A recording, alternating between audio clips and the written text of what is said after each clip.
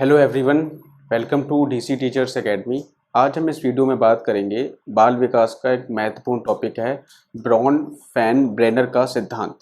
तो इसको हम कहते हैं ब्रॉन फैन ब्रेनर का पारिस्थितिकी परक सिद्धांत, या इसको हम जैव पारिस्थितिकी मॉडल भी कहते हैं। तो देखो इन्होंने क्या बताया है, देखो यहाँ पर इन्होंने एक वर्ड यूज किया है पारिस्थितिकी। ठीक है, पारिस्थितिकी का मतलब होता है कि हमारे आसपास का जो वातावरण होता है, हमारे आसपास का जो वातावरण है उसमें कई प्रकार के कारक हैं जिससे हम लोग क्या होते हैं, प्रभावित होते रहते हैं। जैसे वाटर है, एयर है, या हमारी क्लाइमेट है। ठीक है, तो ये सब चीज़ें क्या करती हैं, हमारे ऊपर इफेक्ट डालती रहती हैं। आसपास की चीज़ें जो होती हैं तो उसे हम क्या कहते हैं, हमारा एक इकोसिस्टम होता है जो हमारे ऊपर प्रभाव डालता है, यानी पारिस्थितिकी होती है जो हमारे ऊपर क्या करती है, प्रभाव डालती है। ऐसे ही इन्होंने जो ब्रॉन फैन ब्रेनर थे, इन्होंने ये बताया कि जो बच्चा होता है, बच्चे के आसपास का जो वातावरण होता है वो भी क्या करता है, उस पर प्रभाव डालता है। ठीक है, इसीलिए इन्होंने इसका नाम दे दिया ब्रॉन फैन ब्रेनर का पारिस्थितिकी परक सिद्धांत, या पारिस्थितिकी परक मॉडल भी कहते हैं, या इसको हम जैव पारिस्थितिकी परक मॉडल भी कहते हैं। ठीक है, जैव का मतलब क्या है, जो हमारी बायोलॉजिकल कंडीशंस जो होती हैं आसपास की, वो क्या करती हैं, हमारे ऊपर प्रभाव डालती हैं। ठीक है, तो देखो यहाँ पर है क्या, इसमें जैसे आपको पता है कि जो हमारी पारिस्थितिकी होती है उसमें कई सारी चीजें पाई जाती हैं। अगर हम देखा जाए तो हमारे चारों तरफ मैंने आपको बताया वाटर है, एयर है, क्लाइमेट है। इसी तरीके से इन्होंने ये बताया कि जो बच्चा होता है, बच्चे के आसपास का जो वातावरण होता है, जैसे उसके माता पिता हो गए, स्कूल हो गया, आसपास धार्मिक संस्थाएं हो गई, स्वास्थ्य सेवाएं हो गई, ये क्या करती हैं, ये सब क्या करती हैं, बच्चे पर प्रभाव डालती हैं। तो उनका क्या होता है, देखो इन्होंने क्या किया, इस पूरे परिस्थितिकी को 5 भागों में बांट दिया। ठीक है, जैसे हमारे आसपास का जो वातावरण था, वायुमंडल था, उसको भी हमने 5 भागों में बांट दिया है। क्षोभ मंडल, सप्ताह मंडल, मध्य मंडल, ठीक है, बाह्य मंडल, आयन मंडल, बहिर्मंडल। तो इस तरीके से बांटा है ना हमने। इसी तरीके से इन्होंने क्या किया, ब्रॉन फैन ब्रेनर ने जो आसपास का वातावरण था उसको इन्होंने 5 भागों में बांट दिया। ये जो हमारा सिद्धांत है ना, ये हमारा समाज विकास का सामाजिक एवं संवेगात्मक सिद्धांत होता है। तो उन्होंने 5 भागों में बांट दिया है, लघु मंडल, मध्य मंडल, बाह्य मंडल, बृहत मंडल और घटना मंडल। ये जैसे हमारा सबसे नीचे क्या होता है, सबसे नीचे होता है हमारा क्षोभ मंडल, फिर क्या होता है समताप मंडल, फिर मध्य मंडल, फिर हमारा होता है आयन मंडल, फिर हमारा क्या होता है बहिर्मंडल।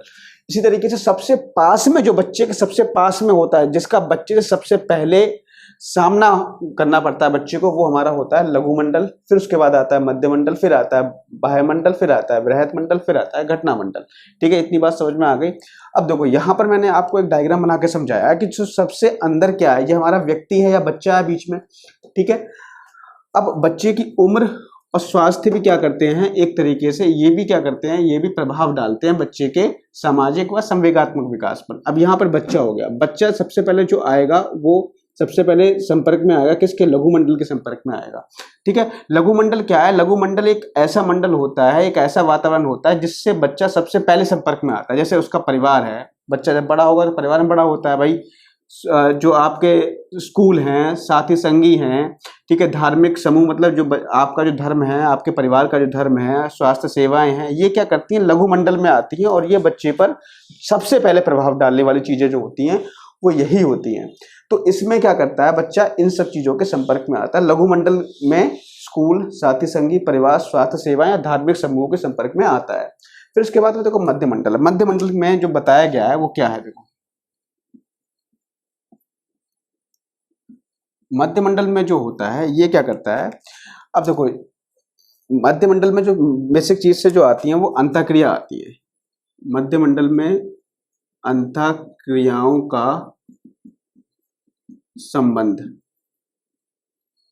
ठीक है, अंतःक्रियाओं के संबंध के बारे में यहाँ पे हम अध्ययन करते हैं। तो देखो मध्य मंडल में क्या आती है, हमारी अंतःक्रिया आती है। जैसे एक बच्चा होगा, वो परिवार से अंतःक्रिया करेगा, फिर वो बच्चा स्कूल से अंतःक्रिया करेगा, स्कूल में जो उसके संगी साथी होंगे उनसे अंतःक्रिया करेगा। ठीक है, तो शिक्षक से अंतःक्रिया करेगा। तो उन अंतःक्रियाओं में संबंध क्या होता है, वो किसके अंतर्गत आता है, मध्य मंडल में आता है। तो उन अंतःक्रियाओं में क्या संबंध होगा, संबंध कैसा होगा, नकारात्मक होगा, धनात्मक होगा, उनका वो जो आता है वो किस में आ जाएगा, वो आपका मध्य मंडल में आ जाएगा। तो लघु मंडल में क्या आ गए, सबसे पहले जिसके संपर्क में आएगा वो, जैसे स्कूल है, शिक्षक है, परिवार है, संगी साथी है, ये सब किस में आ जाएंगे? लघु मंडल में। मध्य मंडल में केवल अंतःक्रिया, किसकी? अंतःक्रिया जो शिक्षक के मध्य में होंगी, परिवार के बीच में होंगी, जो अंतःक्रिया होती हैं वो किस में आ जाती हैं? मध्य मंडल में आती हैं। तो कोई अंतःक्रिया का मतलब क्या है? यहाँ पर अंतःक्रिया का मतलब ये है कि ये देखा गया है अगर अंतःक्रिया शिक्षक के और बच्चे के बीच में एक अच्छी अंतःक्रिया हो रही है, परिवार के बीच में एक अच्छी अंतःक्रिया हो रही है, कहने का मतलब यह है कि एक बच्चे को अपने विचारों को व्यक्त करने का पूर्ण अवसर दिया जाता है, चाहे वो विद्यालय में दिया जाए चाहे परिवार में दिया जाए। तो ये ऑब्जर्व किया गया है कि बच्चे जो हैं उसमें खुले विचारों के होते हैं और उनको मतलब उनमें सीखने की प्रवृत्ति ज्यादा पाई गई। तो कहने का मतलब इन सब चीजों का अध्ययन कहाँ किया जाता है? मध्य मंडल में किया जाता है। इसकी अंतःक्रिया आ गई। अब यहाँ पे आ जाता है आपका बाह्य मंडल। देखो बाह्य मंडल में क्या आता है आपका? बाह्य मंडल एक ऐसा मंडल होता है जिससे बच्चे का प्रत्यक्ष संपर्क नहीं होता, बच्चा इसमें स्वयं उपस्थित नहीं होता, लेकिन कुछ चीजें ऐसी होती हैं जो अप्रत्यक्ष रूप से बच्चे पर प्रभाव डालती हैं। जैसे पारिवारिक स्थिति जो होती है, जन माध्यम है, पास पड़ोस है, ठीक है, कानूनी सेवाएं हैं। अब मैं बता रहा हूँ एग्जाम्पल से। जैसे मान लीजिए एक चीज मान के चलिए, जैसे आपके परिवार में आपके माता पिता हैं, बच्चे के जो माता पिता होते हैं उनका जो कार्यस्थल होता है वो इनडायरेक्टली रूप से बच्चे पर प्रभाव डालता है। कैसे डालता है? वो किस में आएगा? बाह्य मंडल में आएगा। बता रहा हूँ देखो, जैसे मान लीजिए आप जैसे किसी बच्चे के माता पिता हैं, उनके कार्यस्थल पर उनका कार्यस्थल ऐसा है जहां पर कई सारे नकारात्मक अवधारणाएं फैली हुई हैं। या मान के चलिए कि एक पिता है अपने ऑफिस जाता है और बॉस से डांट खा करके घर पे लौट आता है, बॉस से, वहां का जो बॉस होगा उससे डांट खा करके घर पे लौटता है। तो जब घर पे लौटेगा तो वो क्या करेगा? ऑफिस का गुस्सा आकर के बच्चे पे उतारेगा। तो इनडायरेक्टली वहां का प्रभाव यानी ऑफिस का जो कार्यस्थल का प्रभाव है वो कहाँ पे आके पड़ गया? डायरेक्टली आकर के बच्चे पे पड़ गया। तो कहने का मतलब ये हुआ कि ये किसमें आ गया? बाह्य मंडल में। बच्चा तो स्वयं उपस्थित नहीं था वहां पे, लेकिन फिर भी प्रभाव पड़ रहा है, अप्रत्यक्ष रूप से प्रभाव पड़ रहा है। ठीक है। दूसरी चीज क्या है? जन माध्यम, जो संचार माध्यम होते हैं उनका भी प्रभाव इनडायरेक्टली रूप से बच्चे पर पड़ता है। यहाँ पे क्या है? पास पड़ोस है। पास पड़ोस के बारे में बात करें तो पास पड़ोस भी क्या करता है? बच्चे पर अप्रत्यक्ष रूप से प्रभाव डालता है। जैसे मान लीजिए आप कहीं पर रह रहे हो, वहां के लोग जो हैं किस तरीके, उनका शिक्षा स्तर क्या है, उनका कैरेक्टर क्या है, और उनका बात करने का तौर तरीका क्या है, उनका धर्म क्या है, इन सभी चीजों का प्रभाव कहीं ना कहीं अप्रत्यक्ष रूप से बच्चे पर पड़ता है। ठीक है। अगर हम बात करें, स्वास्थ्य सेवाएं भी इंपॉर्टेंट चीजें होती हैं जो अप्रत्यक्ष रूप से बच्चे पर प्रभाव डालेंगी। तो स्वास्थ्य सेवाएं क्या होती हैं? स्वास्थ्य सेवाएं जैसे मान लीजिए आप ऐसी जगह पर रह रहे हो जहां पर स्वास्थ्य सेवाएं उचित रूप से उपलब्ध नहीं है। तो वहां पे क्या होगा? जब बच्चों को अच्छी स्वास्थ्य सेवाएं नहीं मिलेंगी तो उनका शारीरिक विकास, मानसिक विकास, इन सभी विकास में क्या आएगी? बाधाएं आएंगी। तो कहने का मतलब कहीं ना कहीं अप्रत्यक्ष रूप से प्रभाव तो बच्चे पर पड़ रहा है ना। तो बाह्य मंडल में क्या होता है? बच्चा स्वयं प्रेजेंट नहीं होता, लेकिन कुछ चीजें ऐसी होती हैं जैसे माता पिता का कार्यस्थल, माता पिता के दोस्त, जनमाध्यम, पास पड़ोस, स्वास्थ्य सेवाएं, ये क्या करती हैं? बच्चे के ऊपर प्रभाव डालती हैं। ये किसमें आ जाएगा? आपका बाह्य मंडल में आ जाएगा। ठीक है। आगे देखिए, अगला आपका आता है वृहत मंडल। वृहत मंडल में क्या है? इसमें सामाजिक आदर्श एवं मनोवृत्तियां, जो आपकी सांस्कृतिक जो कहने का मतलब प्रथाएं हैं, सामाजिक प्रथाएं हैं, धार्मिक प्रथाएं हैं, ये सब क्या करती हैं? ये आपकी आती है वृहत मंडल। वृहत मंडल में बहुत बड़ी चीज हो गई। देखो सबसे पहले हम किस पे थे? सबसे पहले हम आए थे बिल्कुल जो पास में, जिससे बच्चा बिल्कुल संपर्क में रहता है। सबसे पहले बच्चा संपर्क में परिवार के आता है, फिर साथी संगी के संपर्क में आता है, फिर शिक्षक के संपर्क में आता है। ये लघु मंडल हो गया भाई, बिल्कुल। और आगे बढ़ेंगे, मध्य मंडल में क्या होती है? अंतःक्रिया आ जाती है कि बच्चा शिक्षक से कैसे अंतःक्रिया कर रहा है, बच्चा परिवार से कैसे अंतःक्रिया कर रहा है। अगर बच्चे को बोलने का पूर्ण रूप से अवसर दिया जा रहा है, चाहे शिक्षक विद्यालय में दिया जा रहा है, चाहे घर में दिया जा रहा है, तो कहने का मतलब यह है अगर अंतःक्रिया बच्चा अच्छे से कर पा रहा है तो ये देखा गया है कि बच्चे का जो विकास होता है, बच्चा सीखने के लिए हमेशा अग्रसर रहता है। ठीक है। ये मध्य मंडल में सिर्फ और सिर्फ अंतःक्रियाओं का संबंध आता है। मतलब बाह्य मंडल में आ जाओ, बाह्य मंडल में बच्चा स्वयं तो प्रेजेंट नहीं होता, लेकिन उसके आसपास की जो क्रिया, मतलब आसपास की जो अवस्थाएं होती हैं, जो सेवाएं होती हैं, वो क्या करती हैं? उस पर बच्चे पर प्रभाव डालती है। जैसे परिवार एवं उनके दोस्त हो गए, या परिवार हो गया आपका, जन माध्यम हो गया, ठीक है, स्वास्थ्य सेवाएं हो गई, पास पड़ोस, इसके बारे में हमने बात की थी। अब आ जाओ डायरेक्टली वृहत मंडल पे। वृहत मंडल एक बहुत बड़ी चीज हो गई, एक व्यापक चीज हो गई। अब यहाँ पे हमारे कुछ समाज के नियम, सामाजिक आदर्श, कुछ समाज की मनोवृत्तियां होती है, कुछ समाज की प्रथाएं होती है, सांस्कृतिक मूल्य होते हैं, ये सब चीजें किस में आ जाती है? वृहत मंडल में आ जाती है। ये ये भी कहीं ना कहीं बच्चे पर प्रभाव डालती हैं। हालांकि बच्चा भी इन सभी चीजों का भाग नहीं होता, ये तो बच्चे से बहुत दूर रहती हैं, लेकिन फिर भी कहीं ना कहीं ये बच्चे पर क्या करेंगे, प्रभाव डालेंगी।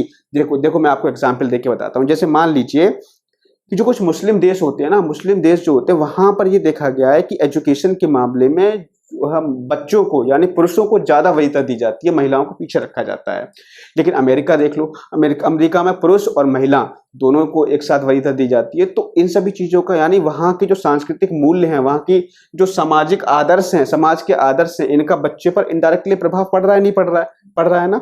तो ये चीज है, ये हो गया वृहत मंडल। इसके बाद एक चीज और आती है, घटना मंडल होता है। भाई घटना मंडल क्या होता है? घटना मंडल बच्चा जब से पैदा हुआ है तब से लेकर के जब तक बड़ा जो होता जाता है, वो जो घटनाएं होती हैं, जैसे मान लीजिए अभी आप हो एक शिक्षक के तौर पे, आप छोटे से लेकर के अभी तक की जितनी भी घटनाएं होती हैं उन्हीं को हम क्या कहते हैं, घटना मंडल के अंतर्गत उनको रखा जाता है। ये घटनाएं जो होती हैं आपकी, ये कहीं ना कहीं आपके ऊपर, आपके मस्तिष्क पर, आपके मानसिक विकास पर कुछ ना कुछ प्रभाव छोड़ करके जाती हैं। जैसे मान लीजिए माता पिता का विवाह विच्छेद है, तलाक है, ठीक है, ये भी क्या करेगा, कहीं ना कहीं बच्चे पर प्रभाव डालेगा। भाई बच्चा अलग हो जाता है, माता के साथ जाएगा, पिता के साथ जाएगा, कुछ ना कुछ तो भाई फर्क पड़ता ही है इन सब चीजों का, घटना मंडल का, ठीक है। और जैसे मान लीजिए अब मान के चलिए कि पहले के लोग थे तो उस समय टेक्नोलॉजी इतनी नहीं थी, लोग मोबाइल वगैरह इतना यूज, लोगों के पास मोबाइल नहीं होता था, इंटरनेट का जमाना नहीं था, बहुत कम ही लोग मोबाइल यूज कर पाते थे।